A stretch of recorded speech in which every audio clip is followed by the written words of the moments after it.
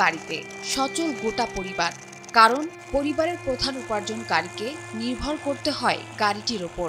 এমন বর্ণনায় সবাই হয়তো মনে করবে ওই উপার্জনকারী নিশ্চয়ই কোনো ড্রাইভার। তবে বিষয়টি সম্পূর্ণ ভিন্ন। কাশেমের শরীরে একটি অঙ্গের বিকল্প হিসেবেই গাড়িটি, আর তা হচ্ছে বেয়ারিং গাড়ি।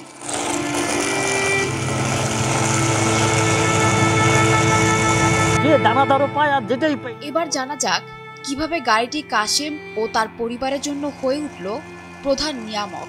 জন্মের কয়েক মাসের মধ্যে আগুনে ডান পা পুড়ে যায় ৪৭ বছর বয়সী ঠাকুরগাঁওয়ের আবুল কাশেমের। শত চেষ্টা করেও রক্ষা করা যায়নি তার পা, ফলে আজীবনের জন্য পঙ্গুত্ব বরণ কাশেমের।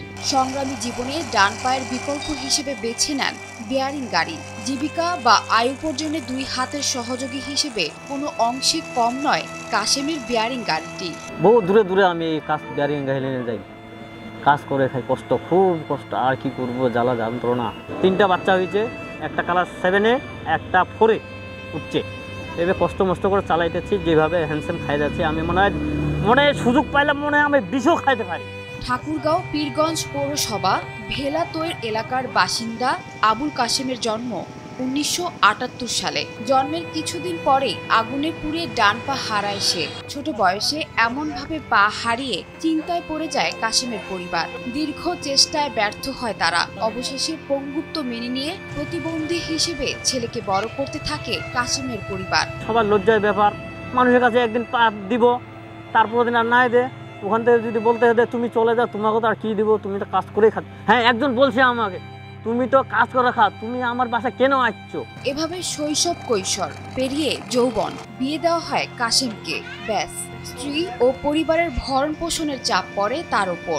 ২০১১ সাল থেকে ইট ভাঙার কাজ করে যাচ্ছে আবুল কাশেম। আয় উপার্জনে বিভিন্ন গন্তব্যে দৌড়াদৌড়িতে কাশেমের প্রধান সহযোগী বেয়ারিং গাড়ি। আমরা যখন এমনি খাবো, এমনি খাই, কাম করেই খাই, কারো কাছে ওর হাত পাতে যায়। নিজে একটা লজ্জা যখন মানে এখন আমাকে একটা আছে না, আমার মানুষ আছে তো সবারই আছে, তো আমরা ওখানে আর যাইনি। প্রতিবন্ধী হওয়ায় পরিবারের জন্য আয় উপার্জন সহজ ছিল না কাশেমের। তবে জীবন সংগ্রামে অনেক প্রতিবন্ধকতা সহজ করে দেয় বেয়ারিং গাড়িটি। কাজের খোঁজে প্রতিদিন সকালে এটিতে বসে দুই হাতের শক্তিতে কাশেম ছোটে গোটা পীরগঞ্জ পৌরসভা।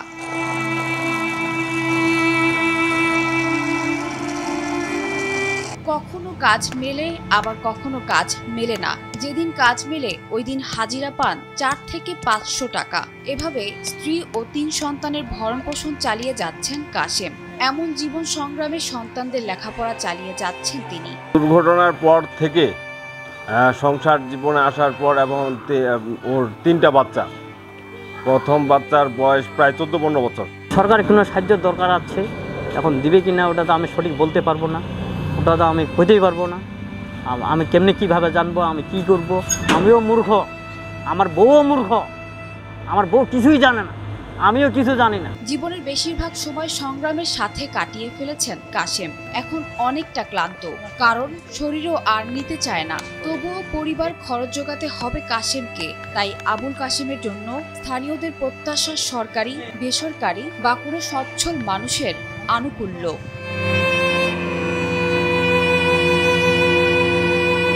সানজানা তাবাসসুম, বৈশাখী সংবাদ।